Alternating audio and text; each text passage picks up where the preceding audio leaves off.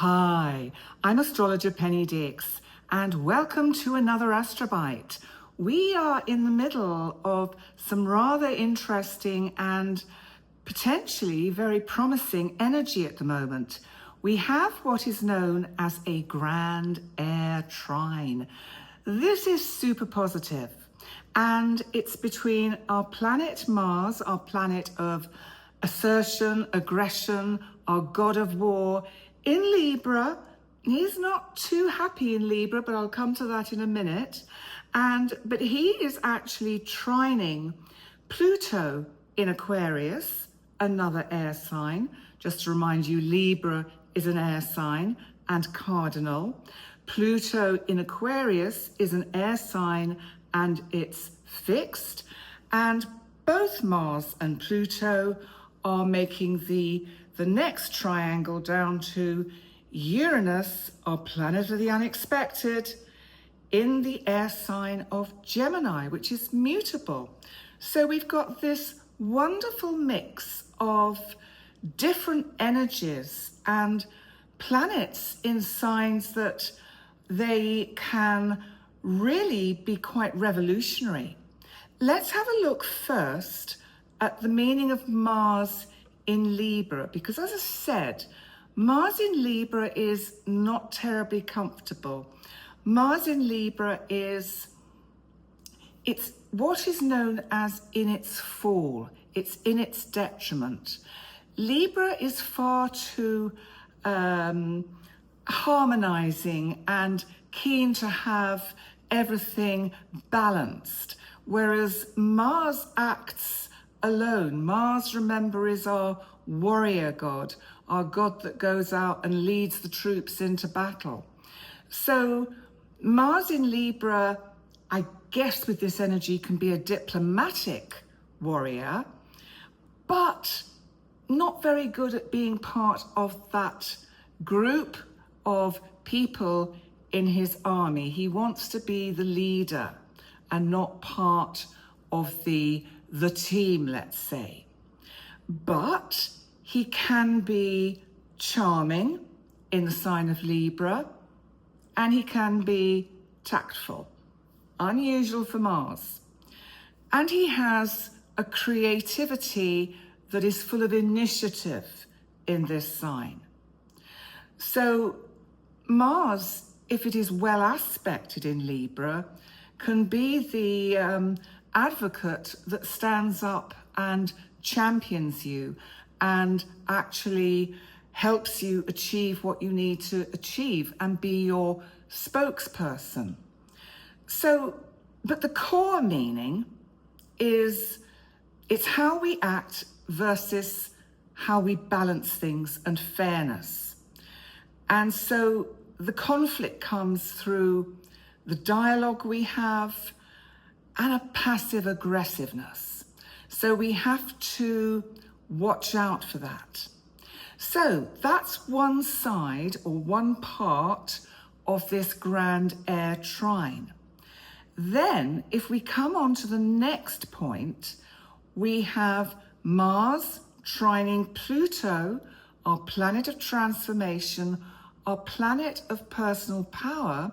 So Pluto and Mars, well, they can really get along quite well, because Mars will say, yeah, I'll have a little bit more of your empowerment, please. And Pluto, of course, is retrograde still in Aquarius, fixed air sign.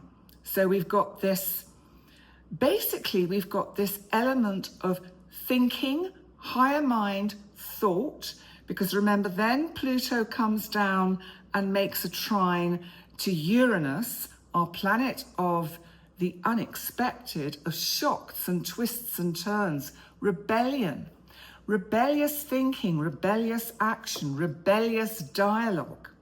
So you've got the energy whizzing round these three cosmic bodies. So Mars, Pluto, Uranus, two outer planets with Mars as their leader, let's say, saying, come on guys, let's get something moving in all this energy we've got now. look at the state of the planet, look at what's happening in all our conflict zones.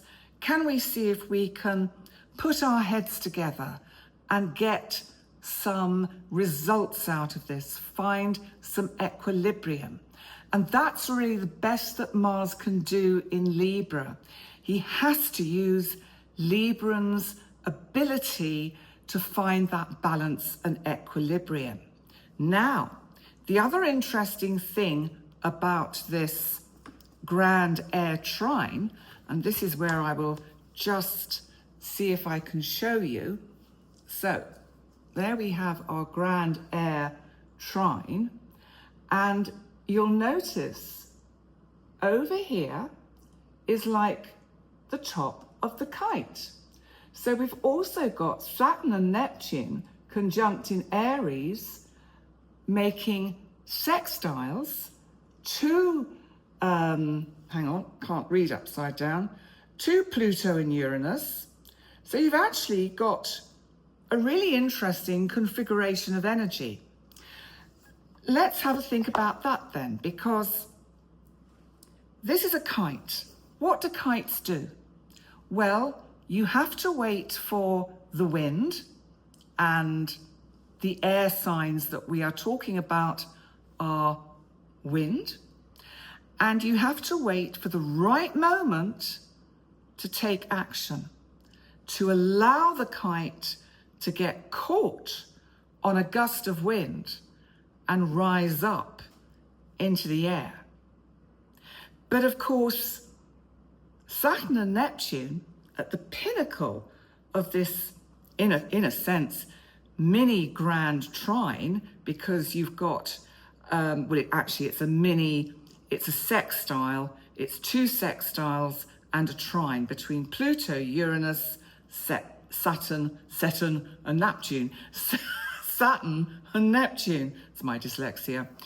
And so they're in the fire sign of Aries, which is also cardinal. So there's something about, they are the way to get us through what is happening now, because you've got Pluto trining Uranus, Uranus trining Mars, Mars trining Pluto, but Mars is in opposition to Saturn and Neptune. So our way out, the way for this kite to lift off, is triggered by Mars's ability to find the balance here, to balance the energies and take off through the fiery energies of the sign it rules, Aries, and through Saturn and Neptune conjunct at that point. And they, of course, are on what is called the world point.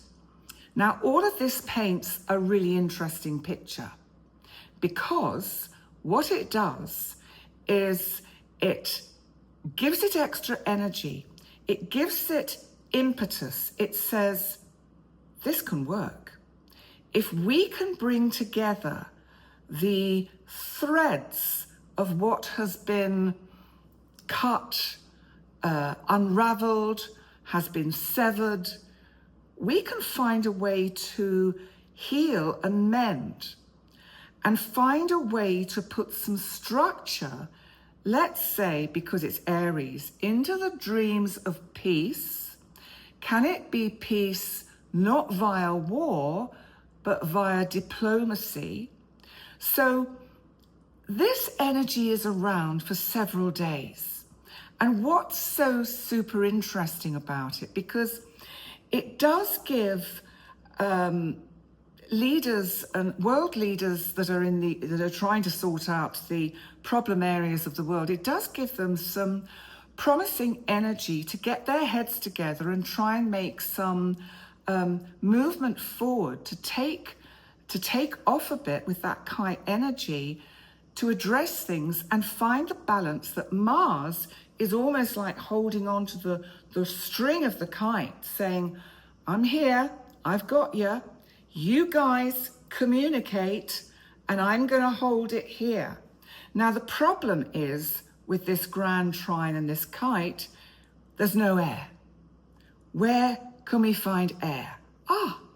Saturn rules Capricorn. Capricorn is an earth sign. So what I meant was to say is there's no earth. I said air. There's no earth. But Saturn rules Capricorn, and Saturn, that means, is an earth planet. Saturn is the bolt that holds together these other energies, so they can swirl around and debate and look at and communicate. And ultimately, there is no reason why they cannot get the best out of the energies that are around and find a solution that is win-win for everyone. Isn't that ultimately what war and peace are about?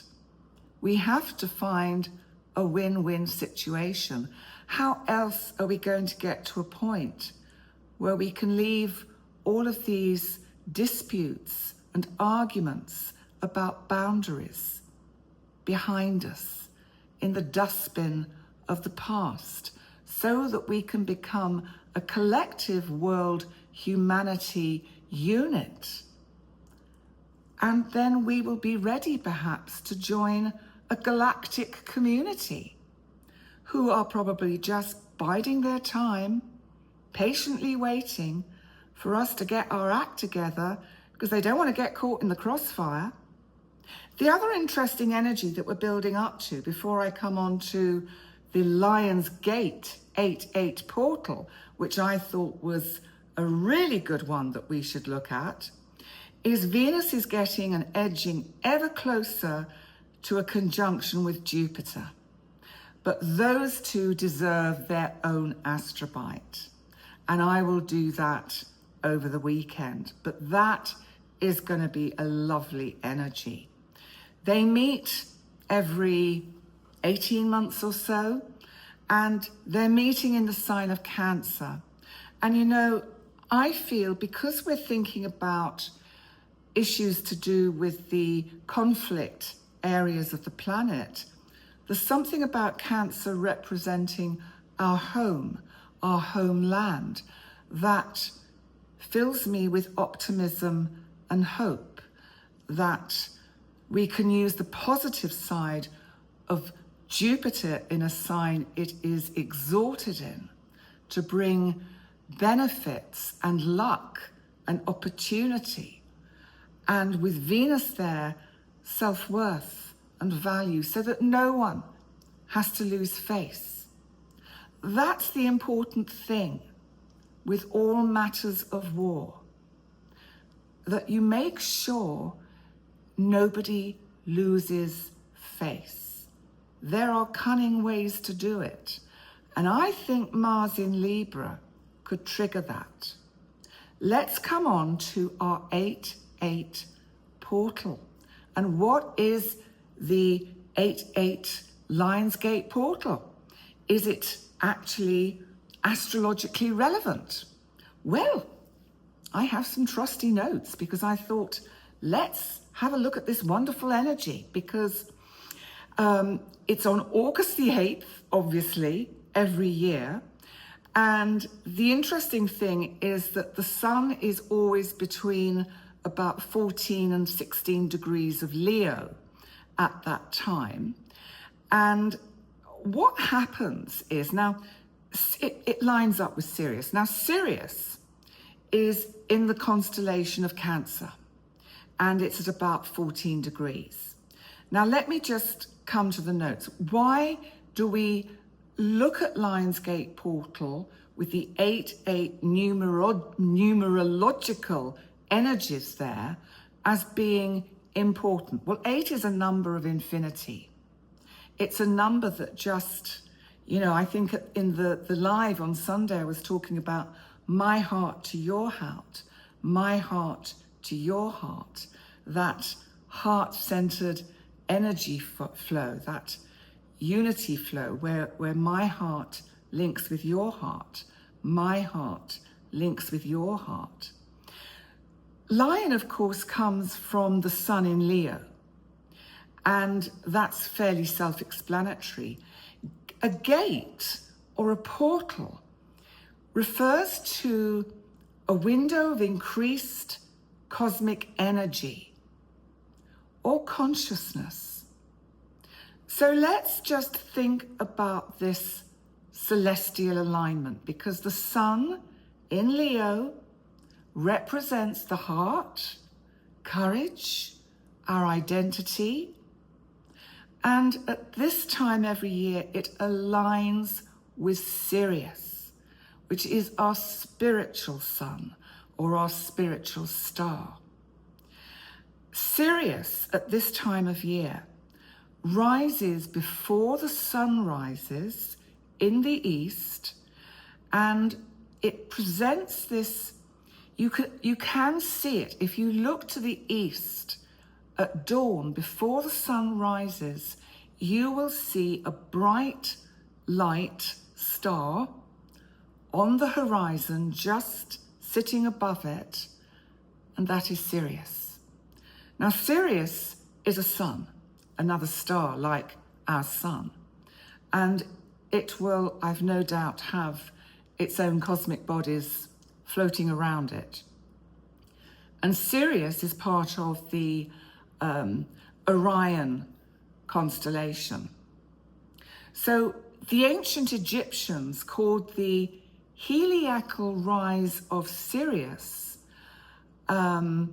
they saw it as marking their new year, and the Nile floods started. And this was symbolic for them of rebirth and abundance. So the energy is said to create a cosmic portal, a portal for transformation. Now, if you think of Pluto in this alignment with the Kite formation and the grand air trine, so it's a portal of energy that takes us into the realms of higher consciousness and manifestation. So, is the Lionsgate portal a good time to initiate manifestation plans or ideas? Well, I should say so. And why not? I think it's an excellent time to set intentions like we do with a new moon. And remember, on Saturday the 9th, we have the full moon in Aquarius. So we've got this really interesting energy around us for almost a week. And I think that if we think of the number 8, it's the symbol of infinity, karma, abundance, and power. So 8 is considered a numerological gateway to amplify manifestation, maybe to reset soul contracts and to access those higher dimensions of guidance. But as I said a bit earlier, does it have a meaning in traditional astrology? It isn't a formal event, but it's mid-Leo season. The sun in Leo is astrologically significant because it's the time of our heart energy and that creative force, that solar strength, if you like. Sirius at 14 degrees of Cancer aligns more closely with the sun in Leo, which is, as I said, about 14 to 16 degrees of Leo.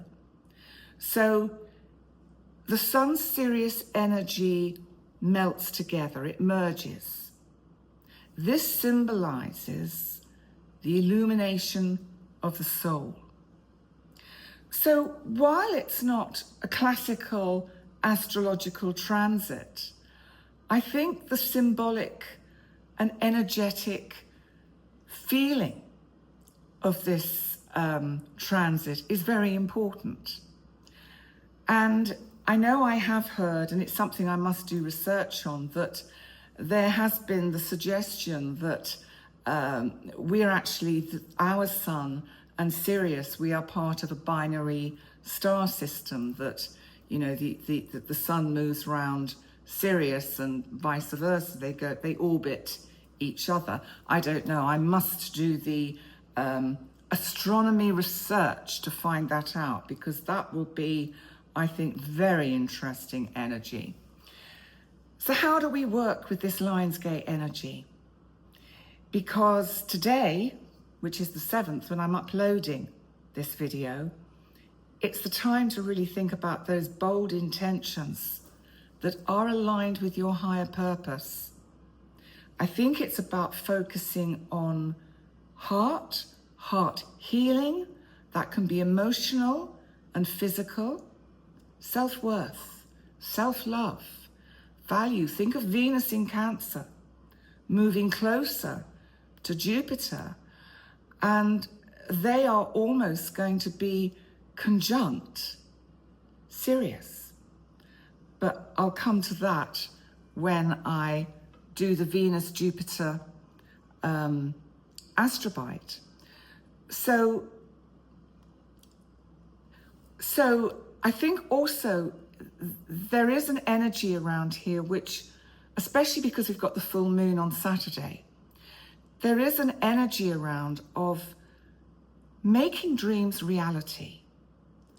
You know, sometimes we say, oh, if only, or why doesn't it happen? Why do things take so long? Or sometimes we get really negative and say, oh, never works out for me, or it never happens for me. Why not say, but it can. Miracles can happen. Miracles can happen every day. Actually, they do happen every day. They happen when we open our eyes every morning and see a new day. We are a miracle of the universe. We are a miracle of life, of the sun. And I think that it's a good time, that the 8-8 portal, to practice gratitude and to think of those manifestation rituals in the sense that we say, why not? Why can't? Maybe things will actually work out the way you want. Maybe you will get your heart's desire. Heart, Leo, sun. Why not? So it really is a beautiful energy. And then, you know, this energy really carries on over into the full moon in Aquarius on Saturday, on the 9th. And that is just a couple of days before, of course, Mercury stations direct. So don't be surprised if you've already been setting in plan intentions and dreams over these few days, working with this energy. Don't be surprised if you don't hear anything or nothing manifests till after Mercury stations direct, because then I think things could speed up in quite an interesting way and a positive way. So let's see. I think, yes, I have. I got some, here we go. I've got some thoughts and quotes for the day, or for the 8-8 Lionsgate portal, for manifestation, for hope and faith. So I asked for quotes from, with an astrological bent to them. So the first one I have is an unknown quote, and it's, after every retrograde comes the return to forward motion. Astrology teaches us that nothing is ever truly stuck forever. Do you know, I think that is so important to take on board, because we can get very caught in nothing changes, nothing moves, nothing shifts. But look at the cosmos. It shifts and changes all the time. The one constant in life is change. An astrological proverb reads, "The stars remind us that even in stillness, there is movement, and that all things unfold in cosmic time." And that is Saturn. And Saturn is on that tip of that kite formation. Another unknown here is a new moon is the universe whispering, begin again, begin again, begin again. And another astrological quote is, Jupiter teaches us that faith expands our world, not because everything is certain, but because we believe it's worth the risk to grow. Oh, I love that, because it's so true. You know, if we don't take risks, we don't change, we don't grow. One of the motivating factors of me wanting to relocate to the UK is I want to take the risk. I want the project. I want the growth that can come from it. I want the challenge. And I feel that if I stayed where I am, and hopefully these words are helpful for you, if we stay where we are, we can stagnate, and it's just same old, or same, but different, as they say.